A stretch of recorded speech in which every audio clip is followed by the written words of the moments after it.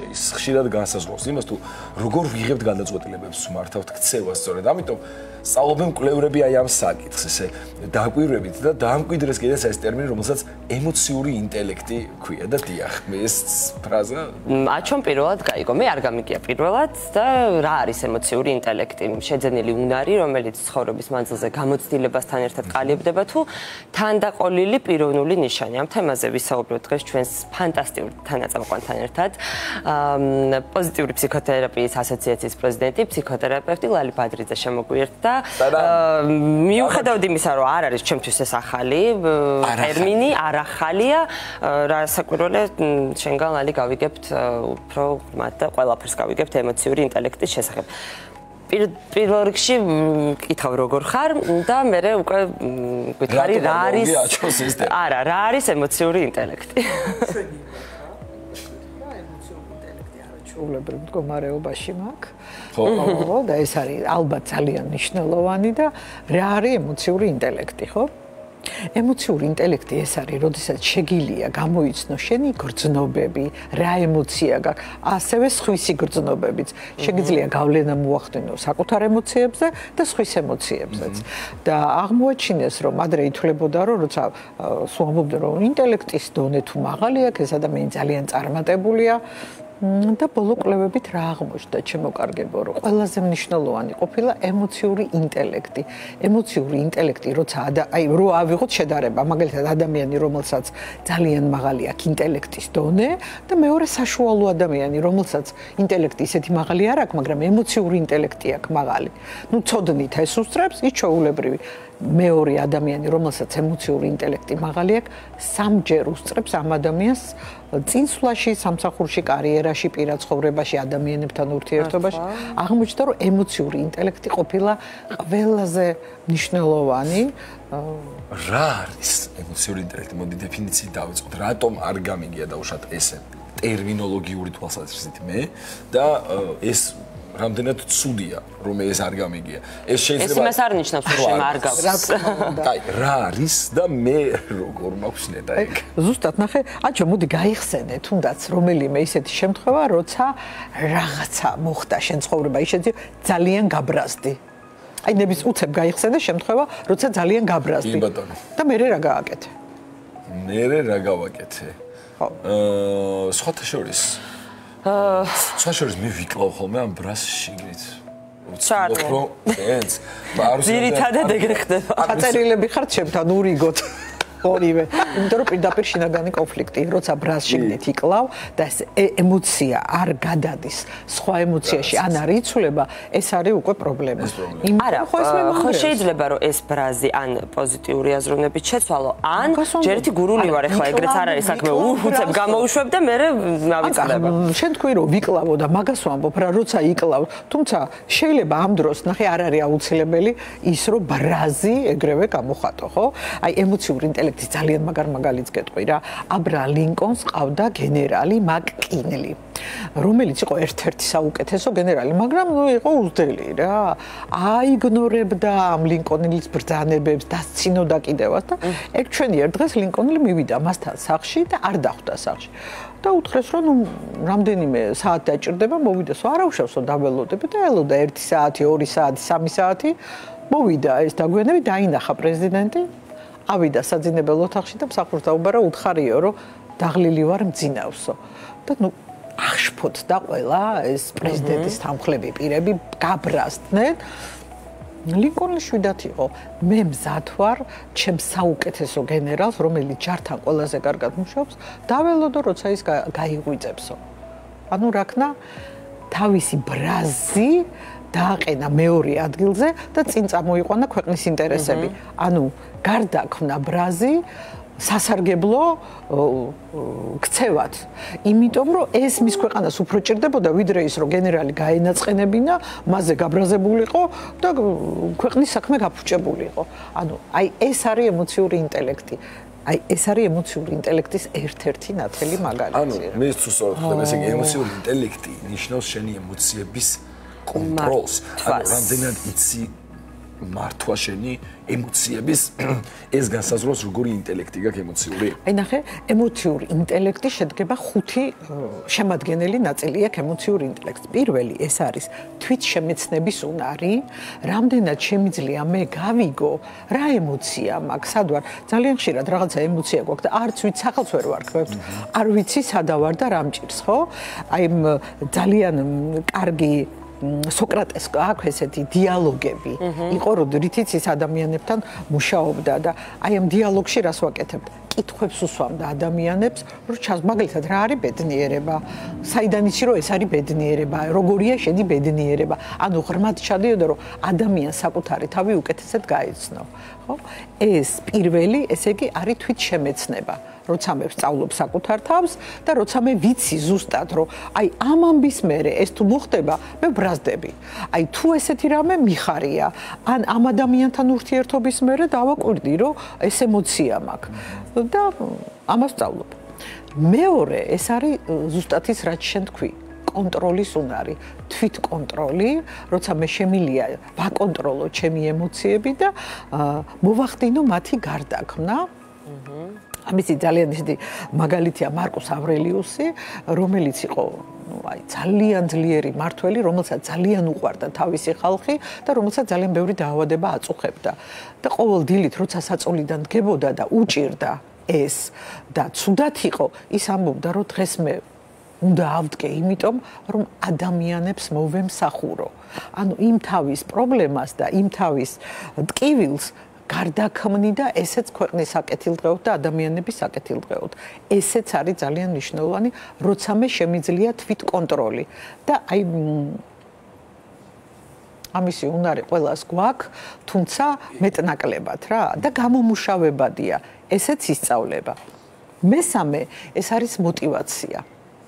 როცა მე შემიძლია საკუთარი თავის მოტივირება და ასევე შემიძლია სხვა ადამიანების მოტივირება და აი მაჰათმა განდი მახსენდება ხოლმე სულ ალბათ ეხა იცით უყოლამ რომ მაჰათმა განდი იყო ადვოკატი და ჩვენი ერთ დღეს როცა ძალიან მაღალი კლასის მატარებლით მგზავრობდა უთხრეს რომ შენ ინდოელი ხარო და არა გაქვს უფლებაო რომ ამით იმგზავრო და ჩამოაგდეს მატარებლიდან და მოუწია 4 საათი გარეთ სიცივეში ყოფნა ძალიან გაბრაზდა, განრისხდა, მაგრამ მე დაფიქრდა და თქვა, რომ იცი რა, მე ამ ჩემ ბრაზს მიმართავ ქვეყნის საკეთილდღეოდ. მე ვიბრძოლებ იმისთვის, რომ ეს აღარ იყოს. თუმცა ბრაზით ბრაზს ვამრავლებ.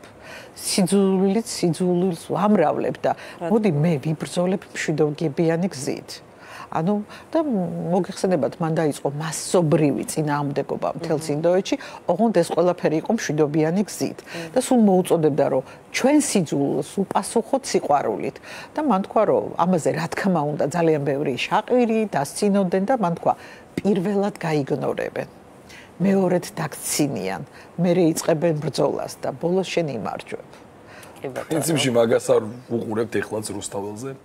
ზუსტად ამ სტადიას გავდივართ და ის რომ ნახე ძალიან მომწონს მე ალბათ იცით ნელსონ მანდელას ამბავიც მოგეხსენებათ აი ესეც ვცდილობ რომ ისტორიული აი ნამდვილი ამბები მოვიტანო რომ რეალური მაგალითები იმიტომ რომ დღეს ზუსტად ისეთი სიტუაცია გვაქვს როცა ზოგჯერ გაგვექცევა ხოლმე ჩვენი ემოცია და ზოგჯერ სხვა ადამიანებს ვტკენთ საკუთარ თავსაც ვტკენთ და მე რა ხდება სიძულვილს ვამრავლებთ ხო და აი ძალიან ნელსონ მანდელა 29 წელი იჯდა ციხეში უსამართლოდ და როდესაც გამოვიდა ციხიდან და გახდა ქვეყნის პრეზიდენტი ყველა ელოდებოდა რომ ის სასტიკად დასჯიდა იმ ადამიანებს, რომლებმაც ის ციხეში მოახვედრეს და გარდა მაგისა მას ყავდა ციხის ზედამხედელი, რომელიც წარმოუდგენელ შეურაცხყოფას აყენებდა. წარმოუდგენელ. და ჩვენი ერთ დღეს მანდელა შედის რესტორანში, უნდა ისადილოს და ამ დროს იქით ვიღაც მამაკაცი ზის. ეს მამაკაცი ის არის? ამ მამაკაცმა ის არის, ის რომ შეხედა, ნუ რაღაც გამწვადა, გაყვითლდა და მანდელამ უთხრა რომ თუ შეიძლებაო დაუძახეთო იმ მამაკაცო. ეს იყო ის ციხის ზედამხედელი, რომელიც ენით აუწერელ შეურაცხყოფებს აყენებდა მას და უთხრა რომ დაბრძანდიო, ვისადილოთო. და ყველა იყო როგორიც გაგიჟებული, ფიქრობდა რომ ეხლა ისადილებს და მე რაღაცა. და უთხრა რომ იცი რა, მე მესმის შენი და მოდი დავივიწყოთ ძველი წყენა და უბრალოდ ვითანამშრომლოთ და იგივეს ამბობდა ესეც რომ სხვანაირად ჩვენ ქვეყანას ვერ ავაშენებთ თუმე ნახე ემოცია რა ქონდა შურისძიების წყურვილი ჰქონდა და აი რომ დაინახა და მაგას კი არა რომ მოგისმენთ მე გამიშთა ეგ შურისძიების გასწდა და თან ახლა უბრალოდ აი რომ გადახედო რომ რას უკეთებდა ეს კაცი მიხვდები რომ ბიჭო როგორ აპატია რა მაგარია შურისძიება გარდაქმნა ნახე მან თქვა რომ მე რო ეხა შური მეძიაო ყველა გადავიდო და ქვეყანა გაყოფილია ხო ზოგი იქით ზოგი აქეთ ყველა გადავიდო და რომ აი ამაზე შური ვიძიო და მოდი რა ეს ჩვენი მერკანტილური ინტერესები გვერდზე გადავდოთ ჩვენს ემოციებს დავაკვირდეთ და პატიებად შევცვალოთ ვაპატიოთ ამ ადამიანებს შეეშალათ მაგრამ ადამიანები ვართ და შეცდომისგან დაზღვეული არავინ არ არის და მთელ ქვეყანას დაანახა როგორ შეიძლება შურისძიება გარდაიქმნას პატიებად და ქვეყანაც ააშენეს და წინ წავიდნენ. აი ეს არის ძალიან მნიშვნელოვანი. ძალიან მაინტერესებს ამის დასწავლა თუ შეიძლება. კი, ხო, არ დამსრულებია. ეს მეორე ეს იყო, ანუ თქვით რომ კონტროლი, მესამე თქვით რომ ეს არის мотиваცია, აი როგორც мотиваცია მისცეს ამათ სხვა ადამიანებს და შეცვალეს ამ ადამიანების ცხოვრებას, ეს არის ის რაც შიგნიდან გვაქვს. არის გარე ფაქტორები ამ ემოციური ინტელექტის. ეს არის ემპათია. ერთ-ერთი ემპათიის უნარი, როდესაც მე შემიძლია გავუგო სხვა ადამიანს და სხვა ადამიანის ტყავში შევიდე. იმიტომ რომ მე ხო არ ვიცი მისი კულტურა, მისი ოჯახი საიდან მოდის რა და გავიგო. კი არ შემეცოდოს, უბრალოდ გავიგო. სწორია. და ბოლო ეს არის, როცა მე შემიძლია კომუნიკაცია, კომუნიკაციის უნარი, ესეც ძალიან მნიშვნელოვანია და მარტინ ლუთერ კინგის სიტყვა იყო ამისი ნათელი მაგალითი, როდესაც ის გამოვიდა ამდენი ხალხის წინაშე და თქვა, მე მაქვს ოცნება, რომ კი გვაქვს ფიქტიურად ეს ზანგებს თავისუფლება და ვითომ ყველაფერი, მაგრამ სინამდვილეში ასე არ არის და ისიც ამას ამბობდა. სიყვარული შეგვიძლია მარტო გამოდის რომ მე რო ჩემს მტრებზე ვიყო გაბრაზებული და მქონდეს რისხვა და მქონდეს შურისძიების სურვილი ეს იგივეა რაც მე შხამი დავლიო და ჩემი მტრები მოგტენ და ესე არ გამოვა ამიტომ ჩვენ ვიბრძოლოთ სხვანაირად და მოგეხსენებათ ეხლა რაც ხდება ამერიკაში ხო მან მიაღწია თავისას და რასობრივი დისკრიმინაცია აღარ არსებობს. აი ეს ხუთი რამე არის ემოციური ინტელექტის შემადგენელი ნაწილი, რაზე ჩვენ შეგვიძლია ვიმუშაოთ და შევცვალოთ მარტო საკუთარი თავი კი არა. ჩვენს გარშემო ყველაფერი მიკროსამყარო მაინც. მიკროსამყარო ქვეყანა. მაგრამ მაინტერესებს რამდენად ადვილია ამის დასწავლა, უბრალოდ მარტო სწავლა არ არის, ამის აღსრულება. იცი რა თუ შენ ამას სიღრმისეულად ნახე შიგნიდან ცვლილებები არის აუცილებელი ეს გარე რო ვთქვით მე ემპათია და კომუნიკაციის უნარი ეს მერე მოდის ხო ჯერ შიგნიდან აი რაც ვთქვით ეს სამი ანუ გავიგო მე თვითონ ჩემი ემოციები რა მაქვს კონტროლის შევძლო ამ ემოციების და მე მოტივირება რომ ეს ყველაფერი გავაკეთო. სწავლადია რა თქმა უნდა, არსებობს თუ მარტო ვერ მოვახერხეს, არსებობს ბევრი კურსები, სადაც შეიძლება კურსები ცოტა ნაკლებ, მაგრამ აი ჯგუფური მუშაობა და როცა მე ჩემი ემოციური ინტელექტი მაღალია, მე ძალიან ბევრი ადამიანის გაბედნიერება შემიძლია და ძალიან ბევრი რამის შეცვლაც შემიძლია. ნამდვილად ეგრეა. მე ეხლა დაუბრუნდები იმ საკითხს, როცა პარალელს ვავლებ ქვეყანაში მიმდინარე მოვლენებს. თქვენ თუ ხედავთ ამ პარალელს და რა ფაზაში ვართ ეხლა როგორ ფიქრობთ? იცი რა, ეს მოდი თან დავაზუსტებ და ვაკონკრეტებ. ეს ემოციური ინტელექტი ინდივიდუალურია ძალიან თუ მასობრივი ემოციური ინტელექტიც არსებობს? ინდივიდუალურია, რა თქმა უნდა, თუმცა არის ხოლმე, ხო, რა ჭარბობს ქვეყანაში და ჯერჯერობით ჩვენ ცოტა გვიჭირს აქ თემებში, იმიტომ რომ ხედავთ თუ იტყვი რომ რაღაცა არ შეიძლება ძალადობა და ესენი ესე მოიხსენ იმ წუთას იძახენ რომ შენ ქოცი ხარ თუ აქეთ იტყვი რომ რაღაცა ისინი მოიხსნენ ცუდად და რაღაცა ნაცი ხარ და ამ შურისძიება სახელმწიფო დონეზე ამას იძახის მეორე იმას იძახის და მოსმენა არ არის და მოვისმინოთ გავუგოთ ერთმანეთს ყველას რა გვინდა ხო ერთი რაში ზუსტად არწმუნებული ვარ ყველას უნდა საქართველოსთვის კარგი უბრალოდ ის ისე ფიქრობს, ეს ესე ფიქრობს და კი არ რა ვიცი, შურისძიება კი არ უნდა იყოს და ბრაზი. უნდა ვეცადოთ, რომ ერთმანეთს ჩვენი სიმართლე გავაგებინოთ და მივიდეთ იქამდე, რომ ქვეყანა გადარჩეს, ხო? თუმცა ჩემი აზრით ეს ყველა მხარეს არსებობს ძალიან დიდი პრობლემა ეგოიზმი ადამიანების, როდესაც შენი საკუთარი შეხედულების იქით ვერ გამოდიხარ, გლობალურად ვერ უყურებ ქვეყნის. ან ზუსტად ძალიან კარგი რამე თქვი, ემოციური ინტელექტზე მუშაობა იწყება საკუთარ ეგოსთან მუშაობით. პირველ რიგში საკუთარ თავთან დავამყარო კონტაქტი და დავფიქრდე, რომ ესე ხაზგასმით არ შეიძლება ყველას ხაზი გადაუსვათ. რაღაცა კარგი ყველა მხარეს აქვს, რაღაცის დანახვა ყველა მხარეს შეიძლება. მე მგონი ეს ძალიან მნიშვნელოვანია. სიძულვილით კი არა, სიყვარულით უპასუხოთ. სიძულვილს ამრავლებს ერთადერთი რაც სიძულვილს კლავს, ეს არის სიყვარული და ეს მე არ ვთქვი, ხო? ეს თქვეს ისეთ და კონტროლზე გამახსენდა ძალიან საინტერესო მაგალითი ახლა. ოდისეაში თუ გახსოვთ თქვენ, აი ეს მომენტი გემით როცა მიდიან და ულისე არის გემის კაპიტანი და უნდა გაიარონ მის კუნძული, რა ქვია, სირინოზების კუნძული და ყველა ვარიანტში იციან რომ სირინოზები ისე მღერიან რომ ამ ადამიანებს გაიტყუებენ და დაიღუპებიან. მეზღვაურებს ყურში გაუკეთებს ცვილის საცობებს რომ ეს ხმა არ გაიგონ და თვითონ ძალიან უნდა რომ ეს მოისმინოს და ანძაზე მიმაბითო რომ ეს არ ჩემ თავს მოვერიო. აი თვითკონტროლის ძალიან მაგარი მომენტია, ხო? მოისმინა ანძაზე მიბმულმა, იმიტომ რომ იცოდა რომ ვერ მოერეოდა თავის თავს და აი ეს თვითკონტროლის მექანიზმი უნდა ჩავრთოთ რა. ხანდახან მივიბად ჩვენი თავი, რომ არ გავაკეთო ის. თუნდაც განვერიდოთ.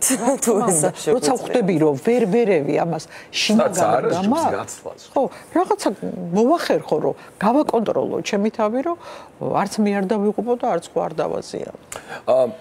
სულ 6 წუთი გრჩება, იცი რაზე მინდა გითხოთ ხალბატონოვანი. რაზე მინდა გითხოთ. ბრაზის ჩახშობა. ეხლა მე გეტყვით მე როგორ ვაკეთებ ხოლმე, როცა რაღაცაზე ვბრაზდები, მე მაგალითად აი არ შემიძლია ან ყოფნის ძალა, მაგალითად ეს ბრაზი გამოვხატო შვილთან, მეუღლესთან, არ შემიძლია ფიზიკურად, იმიტომ რომ იმდენად მაზიანებს მე ეს ემოციურად, მაგრამ რას ვაკეთებ ხოლმე, აი რომ გავერიდები სიტუაციას პირობითად, ხო?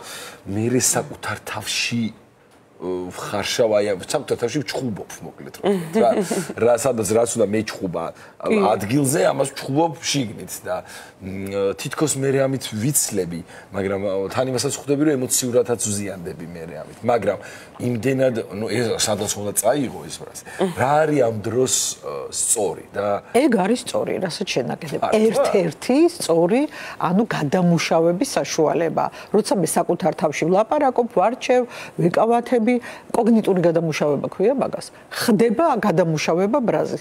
როცა შენ უბრალოდ აიგნორებ და ამ საკითხს ხურავ, აი ის განგრევს თორე. თუ შენ მსჯელობ და ფიქრობ და იაზრებ, ეს გადამუშავება არის კოგნიტური. შეიძლება ფიზიკური გადამუშავება. მე მაგალითად დავდივარ. ძალიან ბევრს ფიზიკური გადამუშავება, ან ვარჯიშობ, ან დავდივარ, ან გძინავს, ვიღაცა ჭამს, ვიღაცა საერთოდ არ ჭამს. ანუ ფიზიკური გადამუშავება შეიძლება ამისი. არსებობს გადამუშავება ვერბალური. რატო ამბობენ ხოლმე, რომ ფსიქოთერაპევტიო მეგობარიაო, ხო? ერთ-ერთი ამ სტრესის გადამუშავების საშუალება არის მეგობართან ურთიერთობა, გაზიარება. ამისი მოყოლა, ამისი საუბარი.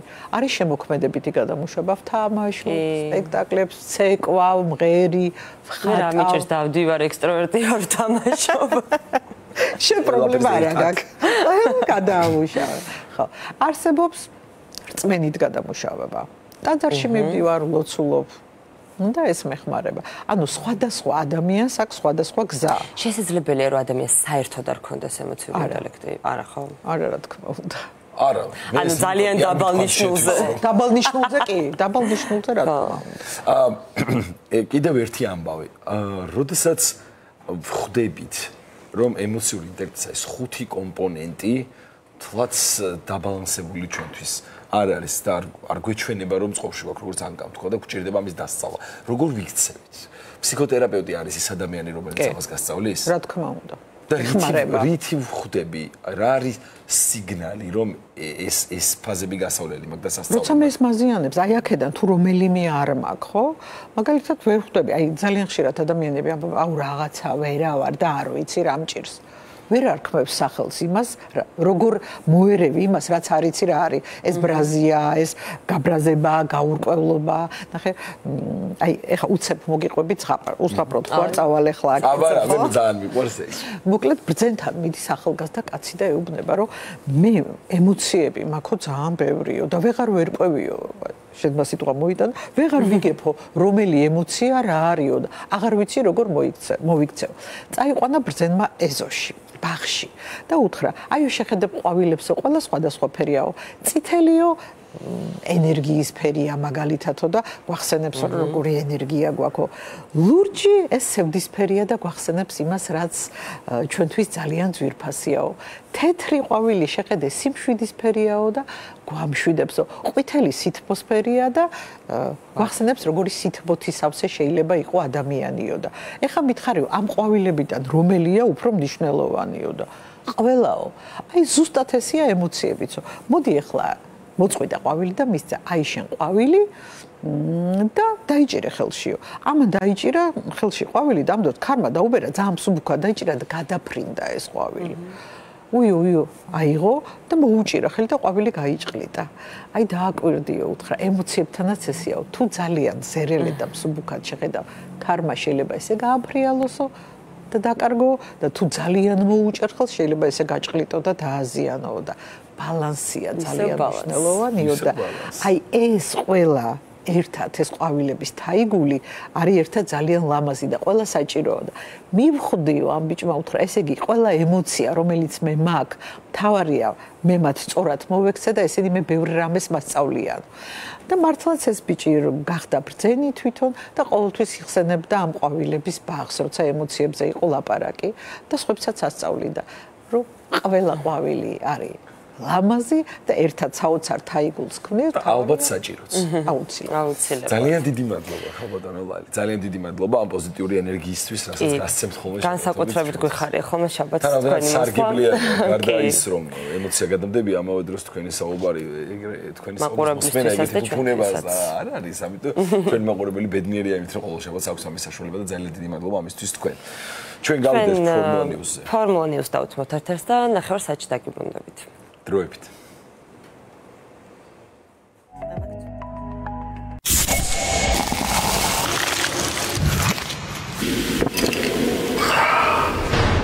გადაცემის პარტნიორია Coca-Cola.